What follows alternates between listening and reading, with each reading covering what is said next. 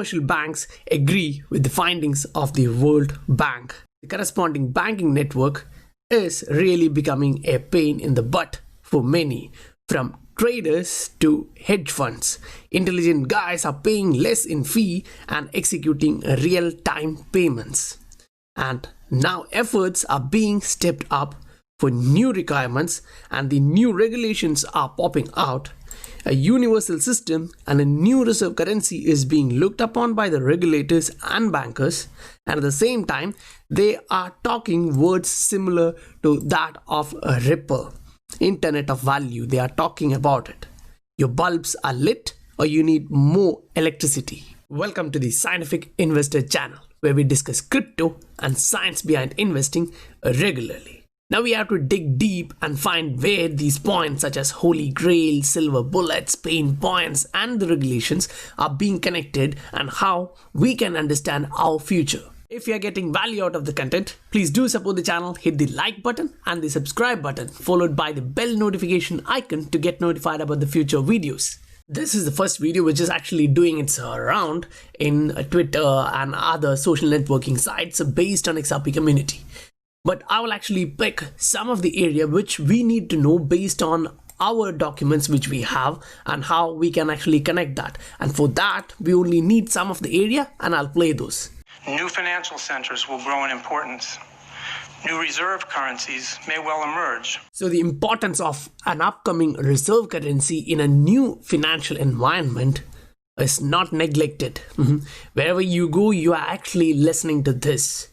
So if you are arranging your portfolio to something which is gonna be executed in coming 5 years, 10 years, you actually need to know what they are doing and how the internationally, recognizable institutions, the multilateral institutions are working on this. Why the role of multilateral institutions, and including especially even the IMF, is likely to be more relevant than ever. And we actually went through the IMF's document, right? They talk about the reserve currency. Now this guy talk about the Internet of Value, how this can be affected. So, there's nothing much. These new instruments aim to do for transactions what the Internet has done for information, which is to make transactions instantaneous, secure, and nearly free.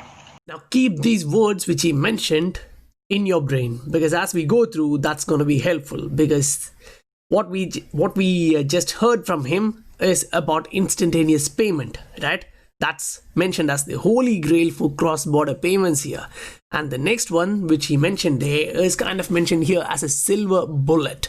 So these connections are to be made properly, because everything is being pointed towards the interoperability through APIs.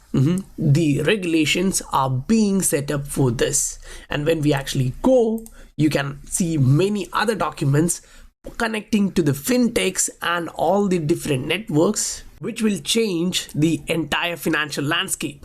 Now looking at this article, this one is actually from the World Bank Group, showing the decline in access to corresponding banking services. Now this is particularly for the emerging markets, and yes, this is actually a big document. We will look at the important points based on the new ISO standard, which is ISO 20022, the standards being highlighted, the pain points. So as we are diving deep into the financial and economical crisis, the corresponding banking networks in the emerging markets are being affected. This document actually shows us how it is going through now. When we jump into the page 7 of this document, we can see the summary of account closures in surveyed countries. So when we are actually looking at that, we can see the NOSTRO accounts are being closed for towards Australia, UK, Hong Kong, Canada, United States, New Zealand.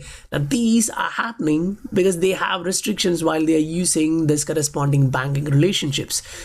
Now the reasons for withdrawal are actually shown here. Some of the OECD banks exited entire region because of the strategic decisions. Now once they are actually closing this corresponding banking relationship, they actually get kind of issues in their money flow, in their remittance, in their payments. So when they are considering that, for them it is much better to have a proper banking system connected with the proper banking networks, which is already regulated. So the entire corresponding banking relationships in purely economics terms are to be considered. The second category, of course, is more regulatory and risk related, explains the decision on the basis of all the regulations. However, only a few case studies have actually gone through this. Now, we are looking this in a way where we can actually see that this is the pain point, meaning the CBR is actually affecting them in many different ways. So replacement of the corresponding banking relationships are actually being highlighted. Now, when they're actually looking at that, we have to actually see where Ripple, the company, is being mentioned. Now we'll go to this area which is showing where it is mentioned. Now I actually want to show you guys why it is mentioned there. First, they're actually looking at the SWIFT itself, and SWIFT currently has around 1.3 million bilateral correspondent banking relationships. Wow, that is actually a huge number. Now in December 2014, SWIFT launched a KYC registry that meets different standards, different blah blah blah.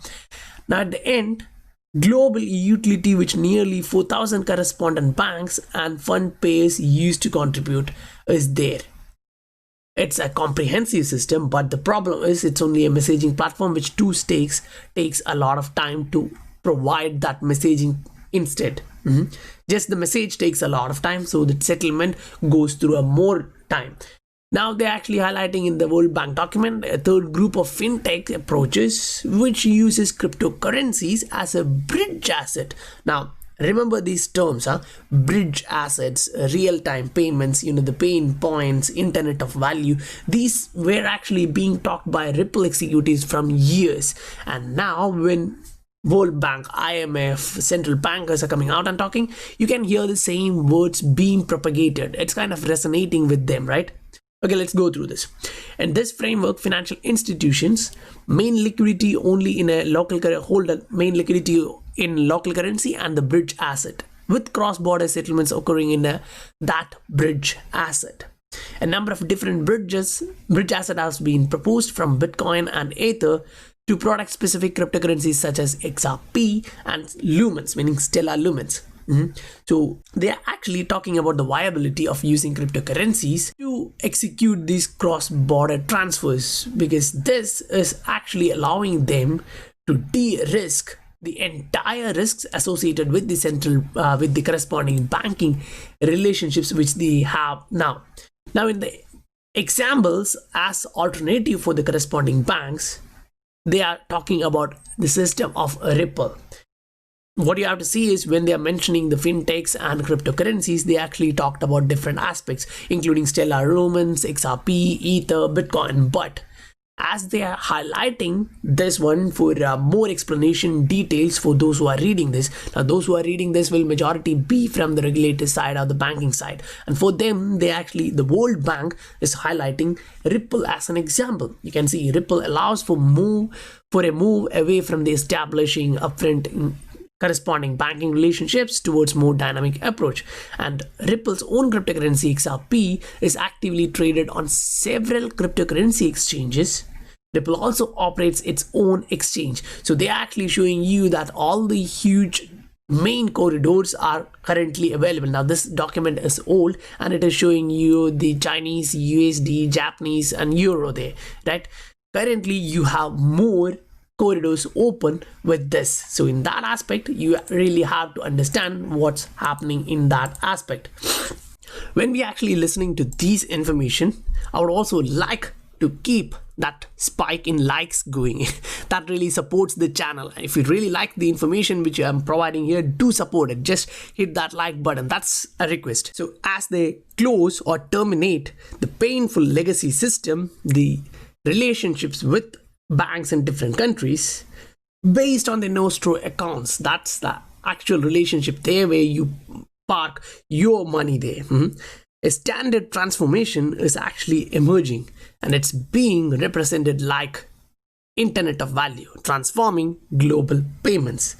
Now when we actually move through this document, we can actually 3D protection flow here, which is the real example for XRP. Now this document is a bit old, so it will be highlighting it as XRP. Currently it's on-demand liquidity. So you can see the sender here, then the bank here, then the exchange, and what's happening in between, the transition from USD to Mexican peso, and then to the receiver. Now they are showing the exposure time and the total transaction time. The total transaction time, which is shown here as 2 minutes, is including all the process. Just the transaction will be taking only 3 to 4 seconds, but when you actually look at this one, it is actually showing you somewhere around 90 seconds. Now that's including the first initiation from the USD towards the end product here at Mexican peso.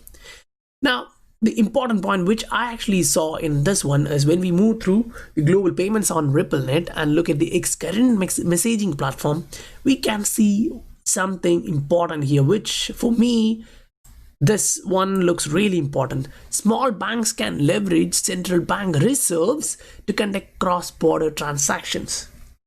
Now, when we look at that, and 24/7 payments, atomic payments being mentioned here using the IntelliJ protocols, that kind of gets connected. The banks, central banks, are being connected at one end, and then it's directly connected using a RippleNet towards other country, the central bank of another country, and the same happens there. So if a domestic bank, a commercial bank, wants to use the central bank reserves, because say currently a small bank will be using corresponding banking relationships, say of Citibank or another gigantic institutions, and paying them. So in this approach, they don't have to do that. The fees, that's why the fee is actually coming so low. So the heading itself highlighted here is sovereignty with interoperability. So ILP is kind of giving that aspect. So the atomic settlements is actually connecting through these central banks. They are not going below the table, right? We are going through the regulations. So here they are showing Samoa's central bank, Fiji's central bank, Intela at Fiji central bank account held at Samoa central bank. So all these happens 24/7, and this is being happened in their local currency. So for them, this is like the holy grail. Now when we look at blockchains, we already know that blockchains are like, if JP Morgan is coming out and creating one and every banks are going to create one, that doesn't go, it doesn't actually work that way, because it will be something like this: blockchain, different blockchains, different ledgers which are not connected to each other. So there is something which you need in between to connect them. The moment of value should be there. Yeah, the moment of information is already there, but for value, it's not yet there. And that's the Internet of Value thing, which we heard even from this individual, right? And we just saw that in different documents from World Bank and the other bankers. So let's actually listen to this one. We'll get a bit more insight into this.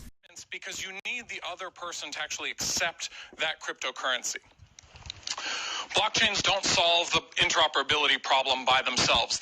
Blockchains are individual networks that have the same problems as traditional ones, where they're all disconnected. What we need is a system for internetworking payment networks. And so this term internetworking comes from the internet. That's what it's named after.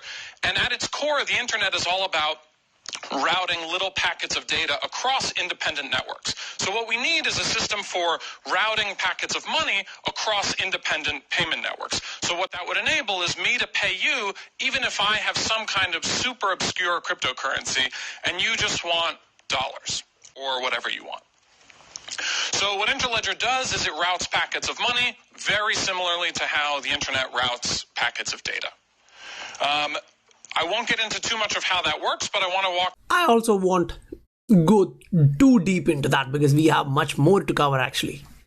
Now this one is actually showing United Nations is actually kind of urging IMF to actually check about the liquidity being provided as a relief to small countries where they are struggling to meet their payments.